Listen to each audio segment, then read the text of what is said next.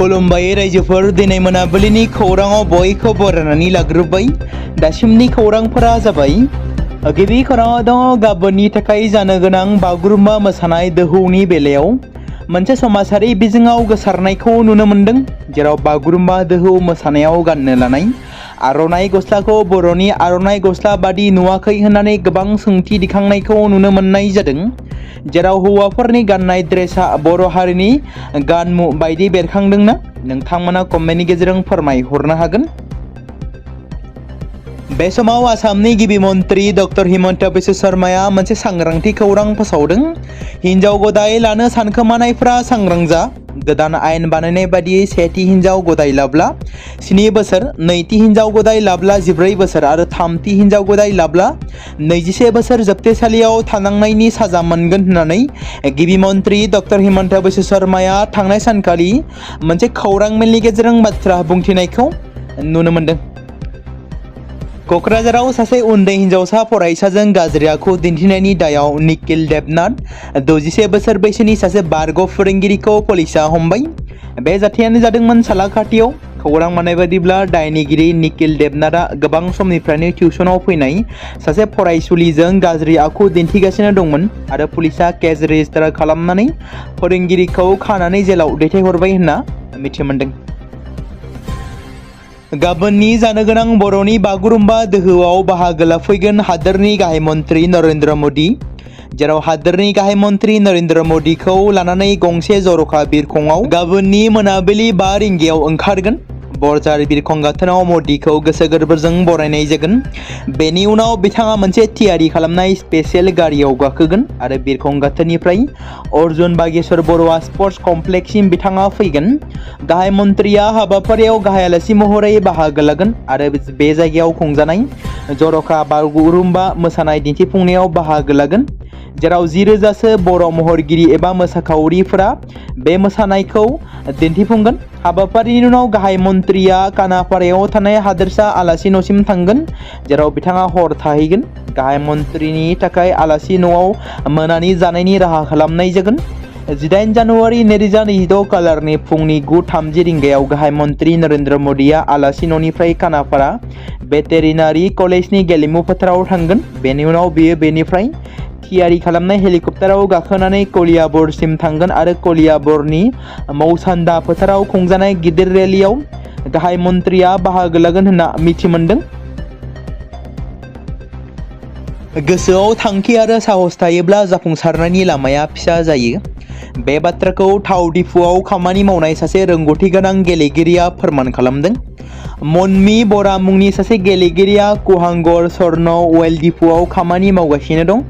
थाव डिपुआव खामानि मावनानै आरो जिउ खांनो थाखाय मोनसे लामा बेखेवनानै मनमि बराया हादोरारि थाखोनि गेलेनाय बादायलायनायावबो बाहागो लाबोदों। थांनाय बोसोरनि थामहिनबा 2025 मायथाइनि 29 डिसेम्बर खालारनिफ्राय 30 डिसेम्बर खालारसिम बिथाङा तामिलनाडुनि आमेद मुलुगसोलोंसालियाव खुंजानाय 11थि सिनियर नेशनेल लगोरि स्पर्ट्स चेम्पियनशिपआव आसाम दोलोनि जानानै बिथाङा गेलेदोंमोन आरो सनानि मेडेल देरहानो हादोंमोन। मिथिनो मोननाय बादिब्ला मिनिस्वर बरा आरो प्रतिभा बरानि फिसाजो मनमि बराया गावनि जिउ राहानि थाखाय खुवां गल्डेन अइल डिपुआव खामानि मावगासिनो दं।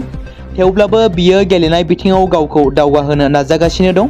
फारसेथिं गल्डेन अइल डिपुनि गुबुन मावफारिया आरो लोगोफ्रा गेलेगिरिनि जाफुंसारनायाव गोजोननाय मोननाय फोरमायदों। जाय गेलेगिरिया सनानि मेडेल देरहानानै रायजोखौ गोग्गानाय लाबोनो हादों। गेलेगिरिनि जाफुंसारनायनि उनाव समाज सिबियारि पराग दत्ताया बिथांखौ बिथांनि खामानि थिलियाव गामसा आरो बिबारनि थफ्लाजों मान बावदों। बियो थाव डिपुआव खामानि मावबाय थानाय समाव गावनि गेलेनायनि खरसाखौ सामलायदोंमोन।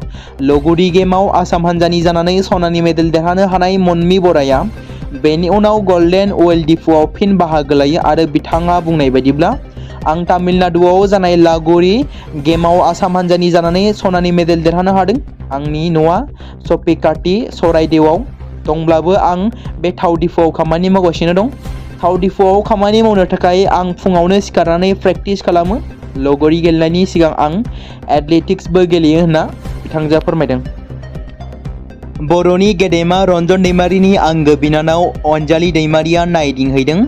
गुवाहाटीनि सरसजाइ स्टेडियामाव जानो गोनां बागुरुम्बा दोहौनि प्रेक्टिस खालामनाय एबा थियारि जानानै थानाय मोसाखावरिफोरखौ थांनाय बिथाङा मैया सानखालि माखासे सावगारि सेबखांनायखौ फेसबुकनि गेजेरजों फोसावदों, जेराव बिथांजोआ ओरैबायदि लिरनानै पस्ट खालामदों दि बागुरुम्बा दोहौनि तालिमाव दिनै गुवाहाटीनि सरसजाई स्टेडियामाव दान्दिसे गाहाय करिय'ग्राफार आसाम गौरब बान्था मोनगिरि बारलांफा नार्जारिखौ लोगो मोनो गोजोनबाय। 17 जानुवारि कालारनि दिन्थिफुंनायनि थाखाय बयनिसिमबो बेस्ट उइसेस थाबाय।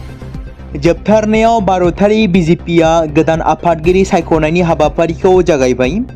बिसायख'थि हाबाफारिनि थाखाय दोलोआ 16 जानुवारि कालाराव बिसायख'थि कमिटिनि फारिलाइखौ फोसावगोन, जेराव दिनै फोसावगोन होननानै मिथिमोनदों।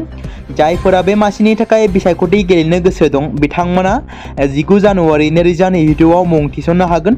बिसायख'थिफोरनि मुं थिसननायखौ गोदान दिल्लीआव थानाय बिजेपिनि हादोरारि मावख'आव नाजावनाय जागोन। बेलासि 2 रिंगानिफ्राय बेलासिनि 4 रिंगासिम मुं थिसननायखौ नाजावनाय जागोन। बिसायख'थि कमिटिआ बेलासि 4 रिंगानिफ्राय 5 रिंगासिम नमिनेशन बिलाइफोरखौ नायबिजिरनाय जागोन। जुदि सोरबा बिजाथिया गावनि मुं थिसननायखौ बोखारनो लुबैयो अब्ला मोनाबिलि 5 रिंगानिफ्राय 6 रिंगासिम मुं थिसननो हागोन। बिसायख'थि हाबाफारि फोजोबनायनि उनाव दोलोआ 20 जानुवारि 2022 आव गोदान आफादगिरिनि मुंखौ फोसावगोन। आकाशबाणी डिब्रुगड़नि आजिरा लानाय फोसावगिरि फौजिया रहमाना रुंसारि जाबाय। फोसावगिरिया प्रेसार स्ट्रक जानायनि उनाव जिउ गोमायो। शुक्रबारखालि एबा दिनै फुंबिलि 4:50 रिंगासो समाव गुवाहाटीनि गंसे प्राइभेट हस्पिटालाव बिथांजोआ रुंसारि जायो। रुंसारि जानाय समाव बिथांजोआ 83 बोसोर बैसो जाबायमोन। बेनि सिगां ब्रेन हेमरेजजों सोमोन्दो थानाय गोब्राब थासारिजों मोगा-मोगि जानायनि उनाव बिथांजोखौ गुवाहाटीनि गंसे देहा फाहामसालियाव थिसननाय जादोंमोन। फ्राय 20 बोसोरसिम बिथांजोआ आकाशबाणी डिब्रुगड़आव सोनाबारि देंखो हाबाफारिफोर खुंनानै खोनासंगिरिफोरखौ गोसो बोहोनो हादोंमोन। फौजिया रहमाना मुंदांखा फोसावगिरि सैयद चुटुल्लाजों लोगोसे आकाशबाणी डिब्रुगड़ मिरुनिफ्राय इंराजि रावाव गोबां मुंदांखा बिथाङा मेथाइफोर खनदोंमोन। नगाव जिल्लानि महामृत्युंजय मन्दिर, थामहिनबा मुलुगनि देरसिन शिवलिंगखौ 16 जानुवारि कालारनिफ्राय 30 जानुवारि 2022 सिम अरायथा नङै महरै बन्द फोसावदों। बे थिरांथाखौ महामृत्युंजय ट्रास्टआ मन्दिरखौ लुफिननो थाखाय थिरांथा लादों।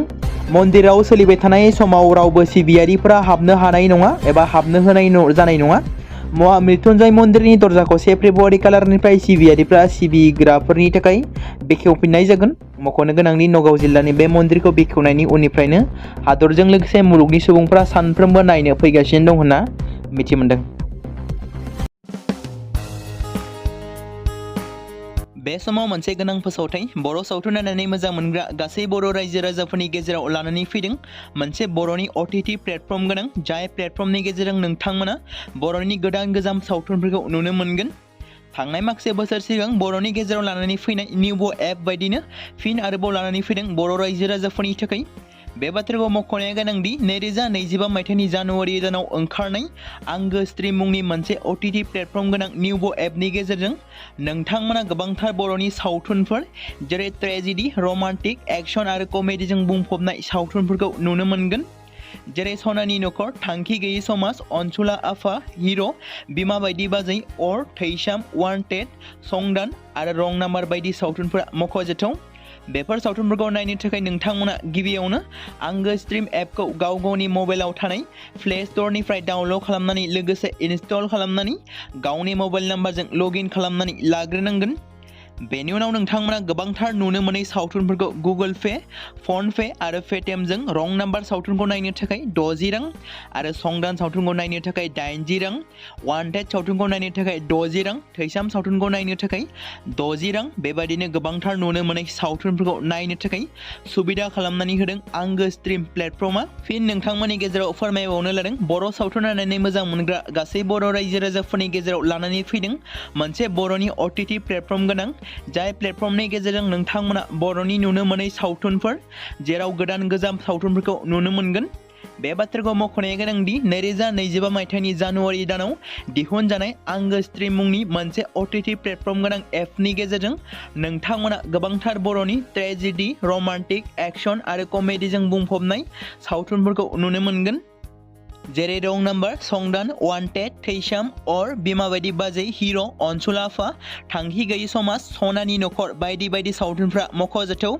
बेफोर सावथुनफोरखौ नायनो थाखाय नोंथांमोना गिबियावनो आंगो स्ट्रिम एपखौ गावनि मबाइलाव थाखानाय प्ले स्ट'रनिफ्राय इनस्टल खालामनानै गावनि मबाइल नाम्बारजों लगइन खालामखांनायनि उनाव नोंथांमोना गोबांथार नुनो मोनै सावथुनफोरखौ गुगोल पे, फन पे आरो पेटिएमजों रं नाम्बार सावथुनखौ नायनो थाखाय 60 रां, संदान सावथुनखौ नायनो थाखाय 80 रां, वान्टेड सावथुनखौ नायनो थाखाय 60 रां, थैसाम सावथुनखौ नायनो थाखाय 60 रां, बेफोरबायदिनो अर सावथुनखौ नायनो थाखाय 60 रां पे खालामनांगोन।